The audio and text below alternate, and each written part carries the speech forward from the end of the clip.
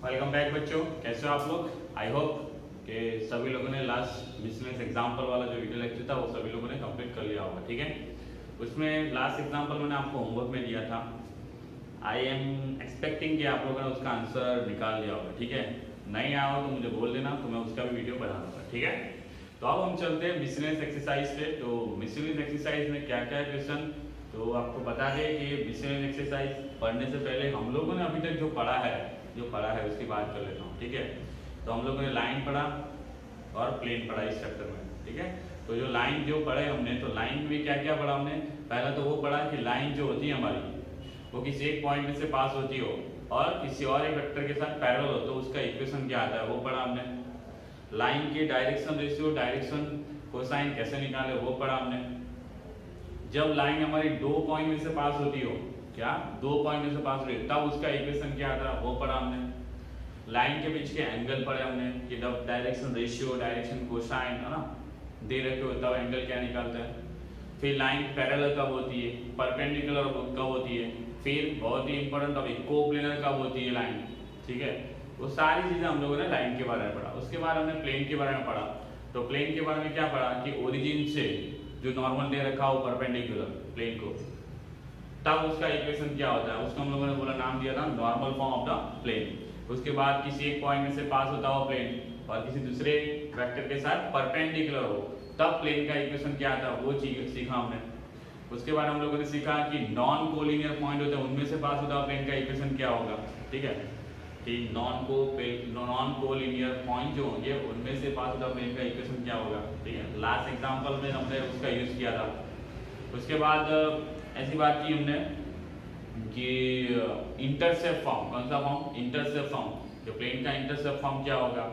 फिर प्लेन के बीच की बात की कि दो प्लेन के इंटरसेक्शन में से कोई प्लेन पास होता हो, ये बहुत ही इंपॉर्टेंट टॉपिक है फैमिली ऑफ प्लेन वाला, कि दो प्लेन दे रखे उनमें उनके इंटरसेक्शन में से कोई प्लेन पास होता हो तो उसका इक्वेशन क्या आएगा, उसके बारे में हम लोगों ने डिस्कशन किया।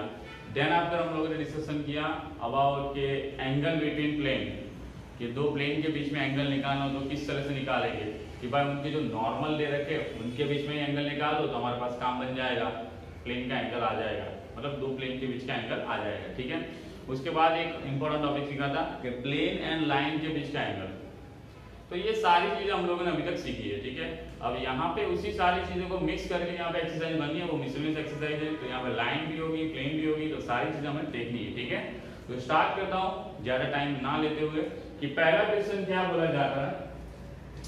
पहला क्वेश्चन क्या बोल रहा है, ठीक है, so that the line joining the origin to the point this, मतलब जो लाइन है वो क्या जॉइन, किसको जॉइन कर रही है, ओरिजिन और ये पॉइंट को।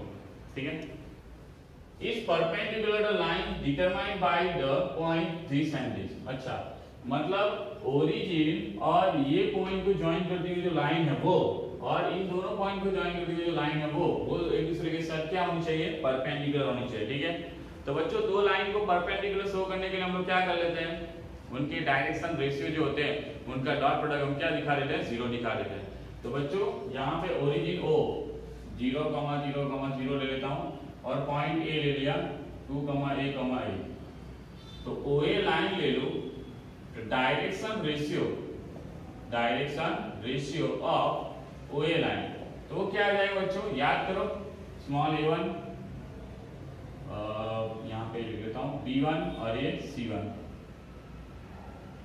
क्या आता है बच्चों, याद करो, दो पॉइंट में से पास होने लाइन के डायरेक्शन रेशियो क्या आएगा, x2 - x1 y2 - y1 z2 - z1। तो भाई साहब यहाँ से 2 - 0 करूंगा तो क्या आ जाएगा 2, 1 - 0 करूंगा तो क्या आ जाएगा 1, 1 - 0 करूंगा तो क्या आ जाएगा 1, तो c1 भी हमारे पास क्या आ गया 1। That's it. अब वैसे ही दूसरी जो पॉइंट है हमारा, दूसरी जो पॉइंट है, मान लो ये c पॉइंट ले लो 3,5 -1 और d ले लो 4,3 -1। तो भाई CD जो लाइन है, तो direction ratio of CD line वो क्या आ जाएंगे A2, B2 और C2। ठीक है ना, A2 कैसे निकालेंगे, वैसे ही सेम x2 - x1, तो 4 - 3 कितना आ जाएगा 1, y2 - y1 तो 3 - 5 तो -2 आ जाएगा, -1 - +1 तो क्या हो जाएगा 0। ओके, अब ये डायरेक्शन रेशियो आ गया बच्चों, तो याद करो हम लोगों ने क्या लिखा था, a1 * a2 b1 * b2 c1 * c2 0 आ जाए, a1 * a2 b1 * b2 c1 * c2 बीच में प्लस था ना, a1 * a2 plus b1 * b2 plus c1 * c2 0 आ जाए तो हम बोल सकते हैं दोनों लाइन क्या एक दूसरे के साथ परपेंडिकुलर है, ठीक है। तो वही कर लेते हैं हम लोग, तो भाई a1 * a2 plus b1 * b2 plus c1 * c2 check कर लेते हैं 0 आता है कि नहीं आता, तो ये 2 * 1 ये क्या आ जाएगा 1 * -2 और ये 0 ही आ जाएगा, तो भाई सर ये 2 - 2 कितना आ गया 0 आ गया। तो हम बोल सकते हैं यहाँ पे कि हमारे पास जो OA लाइन है इस परपेंडिकुलर किसके साथ हो जाएगी, CD लाइन, दैट्स इट, हमारा काम बन गया, ठीक है। आई होप बच्चों कि यह समझ में आया होगा आपको, ठीक है। ओके चलो और आगे बढ़े, L1 if L1 M1 N1 and L2 M2 N2 are direction cosine, अब बच्चों यहाँ पे क्या दे रखा है, डायरेक्शन कोसाइन दे रखा है of two mutually perpendicular lines. अब दो लाइन जो है एक दूसरे के साथ परपेंडिकुलर है, एक दूसरे के साथ परपेंडिकुलर है, ऐसी दो लाइन के डायरेक्शन आपको कोसाइन दे रखा है, ठीक है। मतलब मान लो ये L1 के हो और ये L2 के हो, तो एक दूसरे के साथ perpendicular, that's it, perpendicular line, so that direction cosine of the line perpendicular to the both these are these and these। अच्छा अब क्या बोला, ऑलरेडी जो दो लाइन तो परपेंडिकुलर है ही है, उसके साथ दोनों को ही परपेंडिकुलर लाइन निकालनी है हमें, समझ में आ रहा है कुछ, ये दोनों लाइन तो एक दूसरे के साथ परपेंडिकुलर है ही है, उसके साथ साथ हमें क्या निकालना है, दोनों को परपेंडिकुलर लाइन निकालने, उसके जो डायरेक्शन कोसाइन जो आएंगे हमारे ये वो आएंगे, ऐसा बताना, ठीक है।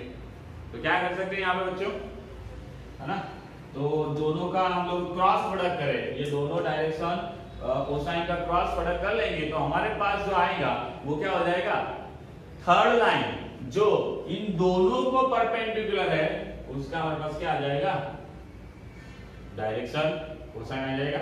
ये सुनो, मान लो ये L1 का लिए, L1 लाइन के लिए हमारे पास है ना, तो डायरेक्शन कोसाइन के लिए एक्चुअली क्या कर लूं, L1 कैपिटल लिख लूं, L1 M1 and N1, और L2 के लिए क्या कर लूं मैं, L2 M2 और M2, ठीक है। तो यहाँ पे मैंने डायरेक्शन कोसाइन मैंने इसके लिख दिया, ठीक है। अब ये दोनों को ही परपेंडिकुलर हो ऐसा हमें निकालना है, तो क्या करेंगे, तो इन दोनों का क्रॉस प्रोडक्ट कर लेंगे, दैट्स इट, राइट। लेकिन बच्चों इन दोनों को डिनोट करता हूँ वेक्टर तो लिखना पड़ेगा ना, तो मान लो एक वेक्टर ले लेता हूँ, ए वेक्टर, वो क्या आ जाएगा, L1 I cap, M1 J cap and N1 K cap, ठीक है। और ये बी वेक्टर ले लेता हूँ, L2 I cap, M2 J cap और N2 K कैप। एक्चुअली ये तो यूनिट वेक्टर ही आपके समझ में आ रहा है ना, ओके फाइन। तो ये हमारे पास आ गए। तो L3 के लिए मान लो मैं सी वेक्टर ले लेता हूँ, तो क्या आ जाएगा, C vector is equal to A vector cross B vector हो जाएगा, है ना। सिंपल सी बात है, याद करो बच्चों कि दोनों को ही परपेंडिकुलर निकालना है तो भाई इन दोनों का क्रॉस प्रोडक्ट करो, दैट्स इट, हमारा आंसर आ जाएगा, ठीक है। ये ए वेक्टर और बी वेक्टर मैंने किस फॉर्म में लिखे हैं कि डायरेक्शन कोसाइन को रिप्रेजेंट करता हुआ वेक्टर है, दैट्स इट, ओके। तब इन दोनों का ही डॉट क्रॉस प्रोडक्ट कर लूंगा तो डायरेक्शन कोसाइन ए के और वो डायरेक्शन कोसाइन बी के उनको परपेंडिकुलर वेक्टर के आ जाएंगे हमारे पास। तो वैसे हम निकाल लेते हैं इनका क्रॉस प्रोडक्ट, आई जे के L1 M1 N1 L2 M2 और N2। मुझे लगता है इसमें ज्यादा मेहनत नहीं करनी पड़ेगी, खत्म हो जाएगा। M1 into N2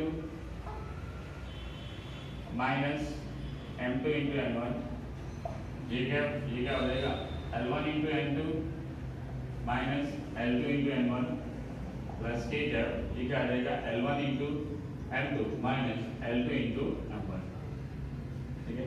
ये तो आ गया हमारा सी वेक्टर, ठीक है। तो इसके डायरेक्शन कोसाइन हम लिखे L3, है ना।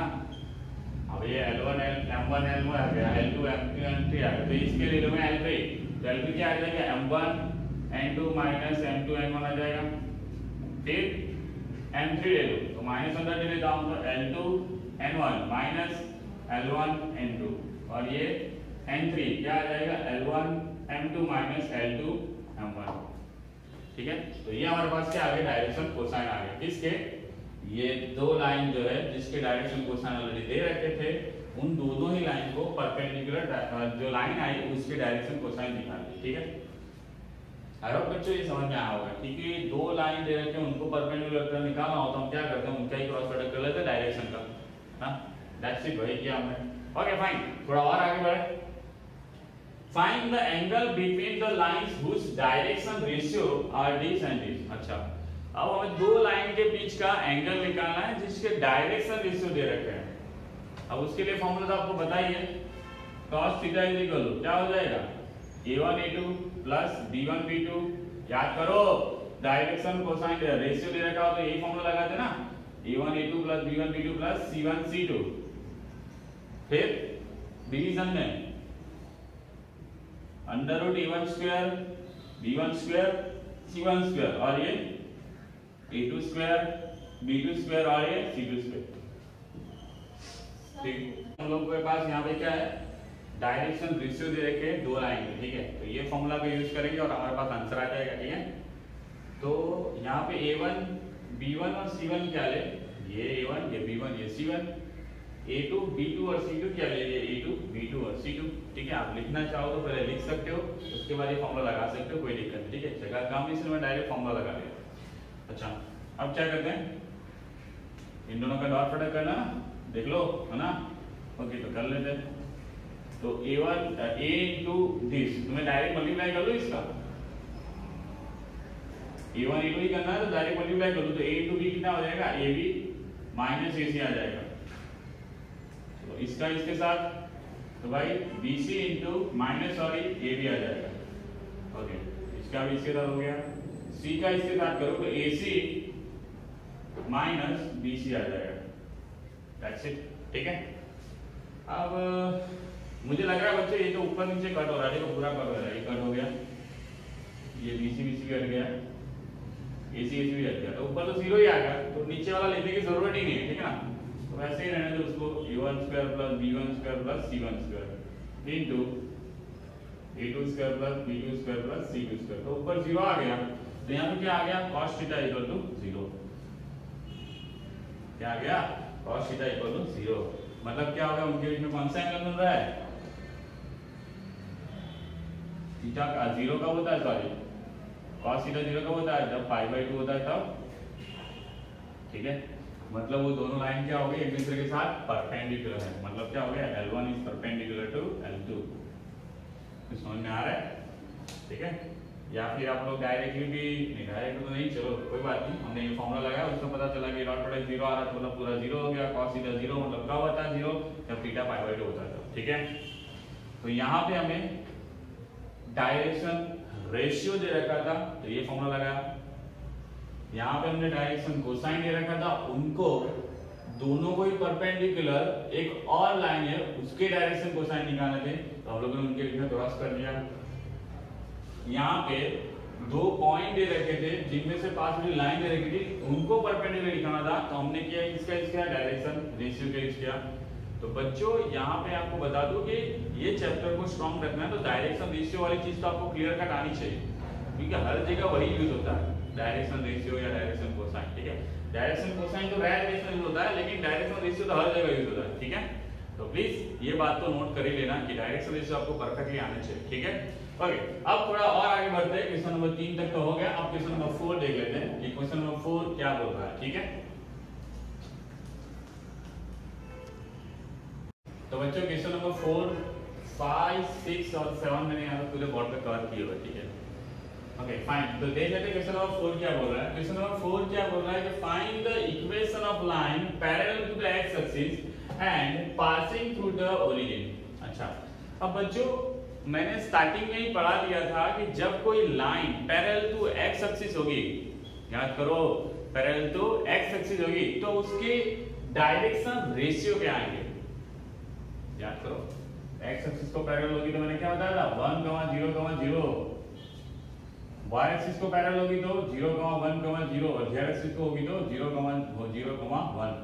तो बच्चों यहाँ पे जो स्टेटमेंट लिखा हुआ है, find the equation of line passing through the parallel to the x axis and passing through the origin. ठीक है, तो पैरेलल टू x एक्सिस बोला है मतलब हमारे पास डायरेक्शन तो आ जाएगी, कितनी आ जाएंगे 1, 0, 0, मतलब उसके डायरेक्शन रेशियो आ जाएंगे। तो हमारे पास उसकी डायरेक्शन क्या आ जाएगी, i cap plus 0 j cap plus 0 k cap, है ना। डायरेक्शन डाल दिया मैंने, डायरेक्शन रेशियो डाल दिया यहाँ पे, ठीक है। चलो अब कहां से पास हो रही है, ओरिजिन में से पास हो रही है। भाई साहब ये वेक्टर इज इक्वल टू 0, 0, 0। क्या लिखूं इसको, वेक्टर फॉर्म में लिख रहा हूं ना, ठीक है।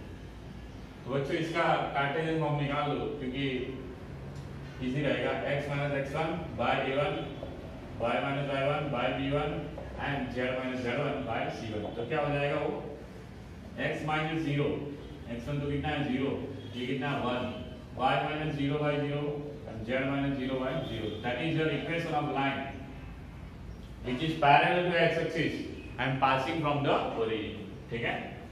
तो ये याद रखना कि जब भी कोई लाइन पैरेलल होगी x एक्सिस को तो उसके डायरेक्शन रेशियो क्या आ जाएगा 1, 0, 0।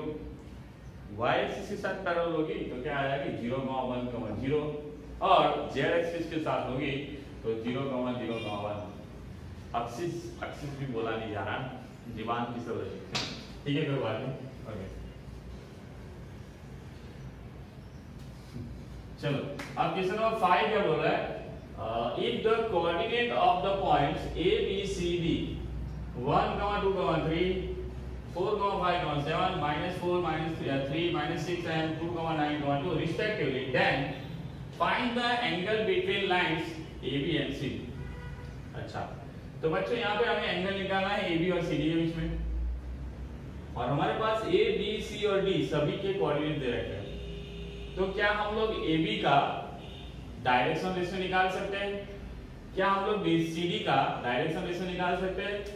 AB का डायरेक्शन रेशियो क्या आ जाएगा, मान लो मैं A1 ले लूं और ये B1 ले लूं और ये C1 ले लूं, CD के लिए क्या ले लूं, ये A2 ले लूं, B2 ले लूं और ये C2 ले लूं। तो बच्चों डायरेक्शन रेशियो तो इजीली मिल जाएगा हमें। क्या करेंगे x2 - x1, तो भाई 4 - 1 कर लेंगे तो ये आ गया 3, फिर y2 - y1 तो 5 - 2 तो कितना आ जाएगा 3, और ये 7 - 3 करेंगे तो आ जाएगा 4, ठीक है ना।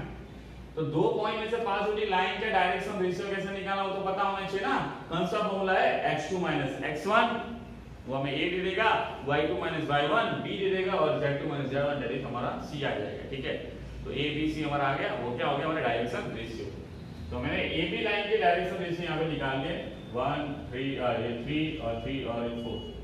वैसे ही CD के निकालूं तो क्या आ जाएंगे 2 - 4 -1 + 4 तो कितना आ जाएगा 6, 9 - 3 तो मतलब कितना आ जाएगा 6, 2 + 6 मतलब कितना आ जाएगा 8। तो भाई साहब ये तो हमारे पास डायरेक्शन रेशियो आ गए, है ना। अब देखा जाए तो ये डायरेक्शन रेशियो सभी आ गए, तो उनके बीच में एंगल ही निकालना है ना।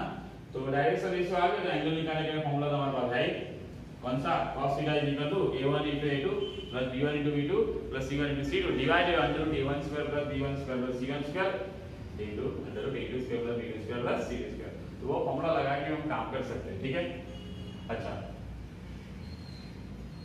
मैं चाहूं तो उनके डायरेक्शन रेशियो से ही डायरेक्टली बता सकता हूं एंगल, क्योंकि आप देख सकते हो 3, 6, 3, 6, 4, 1, 8 मतलब क्या आ रहा है 1/2 1/2 1/2 मतलब क्या हो गया डायरेक्शन रेशियो इक्वल आ रहा है, मतलब क्या हो गया दोनों लाइन क्या हो जाएंगी पैरेलल, क्या हो जाएगी पैरेलल।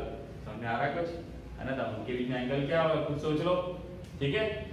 इतना तो काम कर ही सकते हो आप लोग, ओके फाइन। तो अब थोड़ा और आगे बढ़ते हैं, क्वेश्चन नंबर 6। क्वेश्चन नंबर 6 क्या बोल रहा है, if the lines this and this are perpendicular then value of k is equal to what।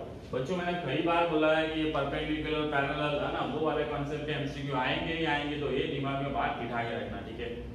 चलो तो दोनों लाइन परपेंडिकुलर है एक दूसरे के साथ, तो हमें ये निकालना है। अब दो लाइन परपेंडिकुलर कब होती है, जब उनके डायरेक्शन के बीच में डॉट प्रोडक्ट करो वो 0 आ जाए, या फिर उनके डायरेक्शन रेशियो का डॉट प्रोडक्ट करो 0 आ जाए। मतलब क्या कर लो a1 * a2 plus b1 * b2 plus c1 * c2 equal क्या हो जाएगा 0।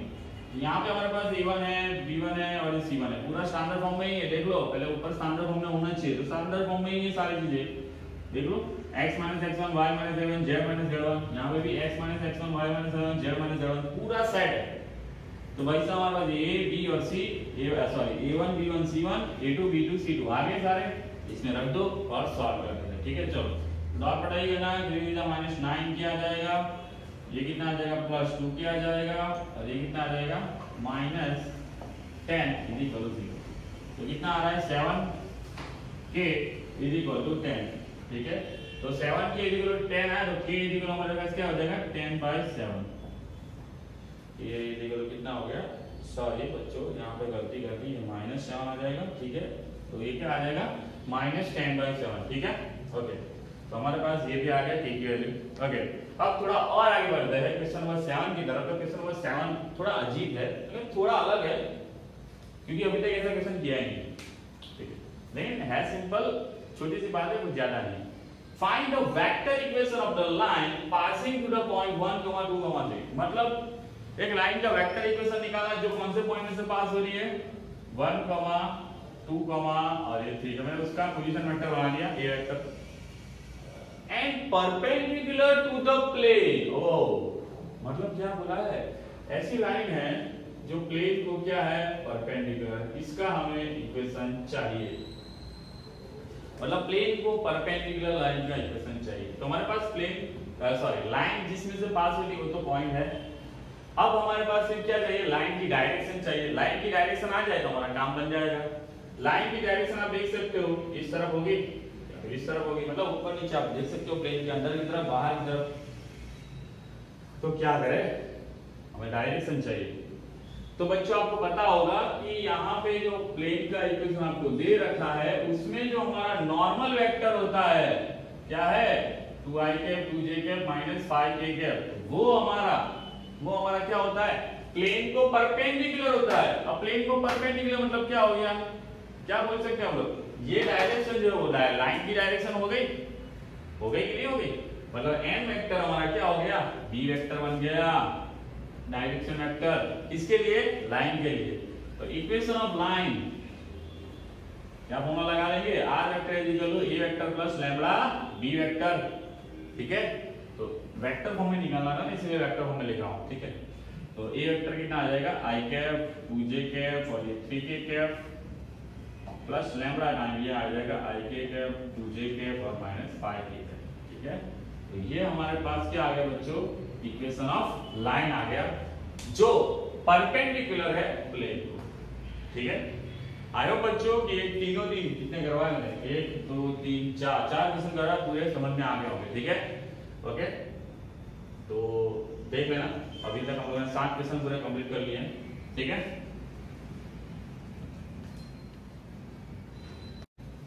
तो बच्चों यहाँ पे हम लोगों ने पूरे 7 क्वेश्चन कंप्लीट किए हैं। तो इस वीडियो लेक्चर को थोड़ा लंबा ना बनाते हुए इसको यहीं पे एंड करते हैं। ठीक है, तो मिलते हैं नेक्स्ट वीडियो लेक्चर में। Thank you very much. तब तक के लिए सही से पढ़ाई करते रहिए और हमारी जो एग्जाम आ रही है उसके लिए दम लगा के मेहनत कीजिए। ठीक है, और कोई भी डाउट हो प्लीज व्हाट्सएप मैसेज इंस्टाग्राम आप जो भी करते हो, कोई इंस्टाग्राम पे मैसेज करता है, कोई व्हाट्सएप पे करता है, कोई फेसबुक पे करता है। ठीक है, तो आप जो करना चाहो करो, लेकिन जो भी डाउट हो प्लीज क्लियर करवा लीजिए। ठीक है, प्लीज क्लियर करवा लीजिए। ठीक है, और कभी ऐसा हुआ हो कि आपने व्हाट्सएप किया और हमारा आपको आंसर नहीं आया हो, ऐसे भी कोई डाउट हो गया हो तो उसको भी फिर से रिकॉल करवा लीजिए, सर वो बच गया है उसको करवा दीजिए। ठीक है, तो वो भी हम लोग आपको करवा देंगे। ठीक है, प्लीज अभी जो भी डाउट्स है वो सारे क्लियर करवा लीजिए और जितना भी हो सके इतना एफर्ट डालिए पढ़ाई में। ठीक है, मेहनत करिए। ठीक है, एग्जाम के लिए सही से जान लगा लीजिए। ठीक है, तो मिलते हैं नेक्स्ट वीडियो में। Thank you very much.